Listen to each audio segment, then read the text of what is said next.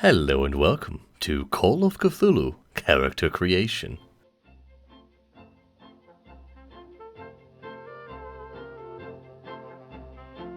In Call of Cthulhu, each player takes the role of an investigator, someone whose mission is to unearth hidden secrets, discover forgotten places, and, armed with knowledge which man was not meant to know, stand against the blood-curdling horrors of the Cthulhu mythos. Working as a team, investigators can come from disparate backgrounds and be of varied occupations, each bringing certain expertise to the group. Together, joined in comradeship and common purpose, you will stand steadfast against the coming darkness. First up on the agenda of creating a new character, we have to roll the characteristics for the character. The first characteristic that we will roll for is Strength, and to calculate your Strength, you roll 3d6 and multiply the result by 5. Next up is Constitution, which is also 3d6 multiplied by 5. Afterwards, there's Size to determine, which is done with a different method of 2d6 plus 6 and then multiplied by 5. Afterwards, there's Dexterity, which is the same as usual, 3d6 multiplied by 5.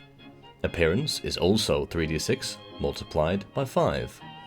Intelligence is rolled in the same way as Size, which is 2d6 plus 6 multiplied by 5. Power is done in the usual way of 3d6 multiplied by 5, and Education is back to the other version, which is Intelligence and Size, 2d6 plus 6 multiplied by 5. At this stage, you might not be entirely happy with your rolls. To this end, I will allow you to swap around your results between the different characteristics if they've been rolled with the same method. So for example, let's say I want to play a really big, tough human, which is really humongous. I could change my intelligence roll with my size roll, so I put 80 at size and 60 at intelligence. Furthermore, I could swap my appearance with my constitution.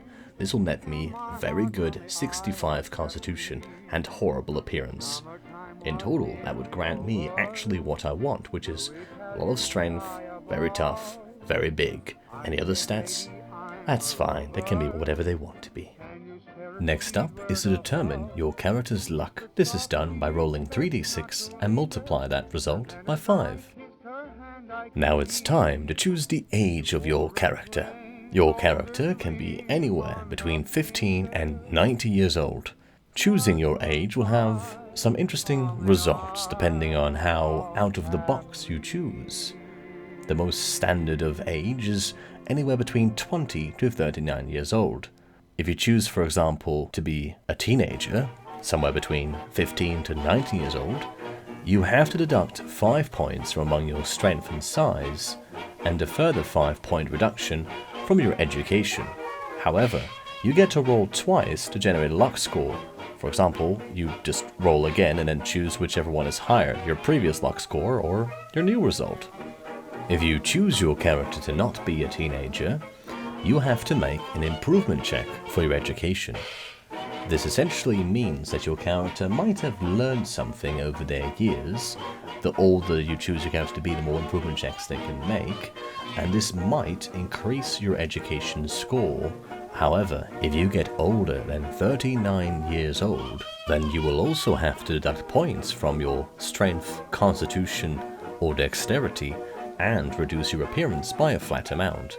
This to represent the loss of vitality as you get older.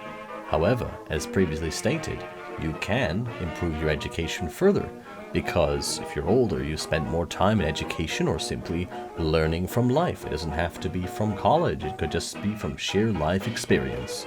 To make an improvement check, you simply roll a percentile dice. Now, if you don't know what a percentile dice is, it's a little bit more complicated.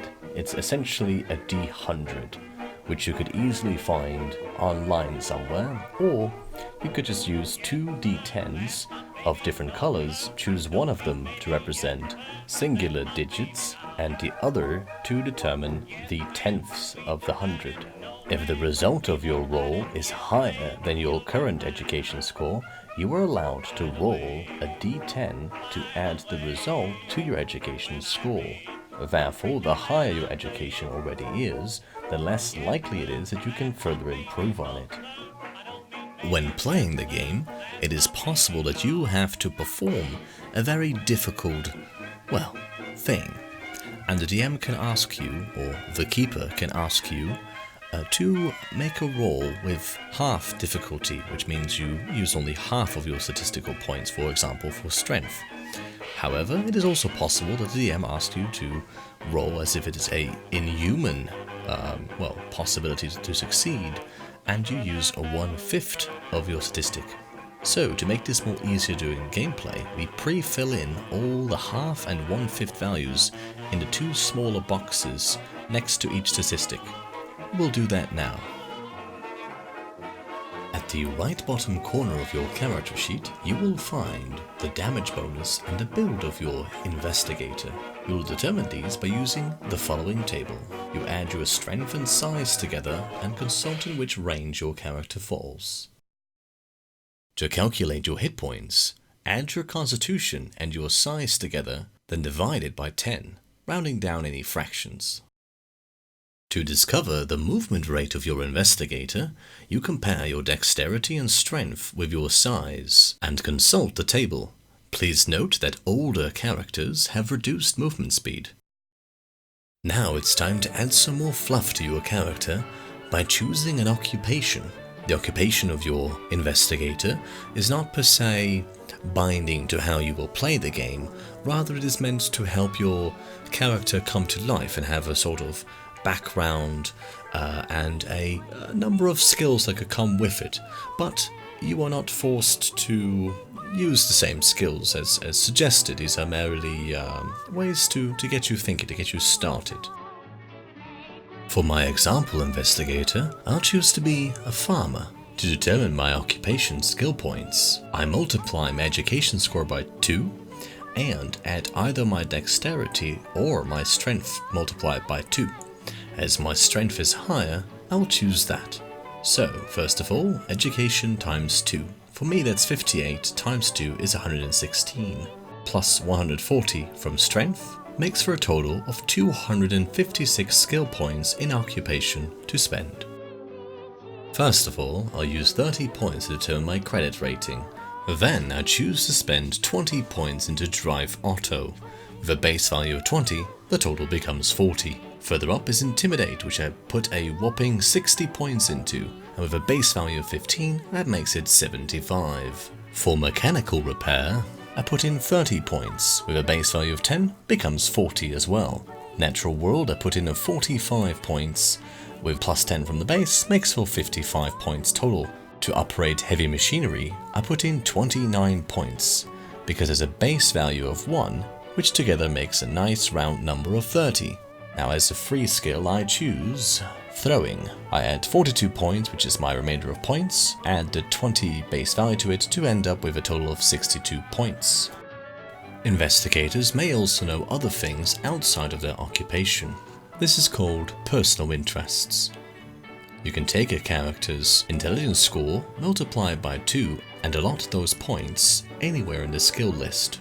You can also add these to occupation skills that you already chose. For example, I could add it to throwing, but you have to keep in mind that no skill can be higher than 99, meaning that on a dice of 100, there's always that 1% chance that you fail.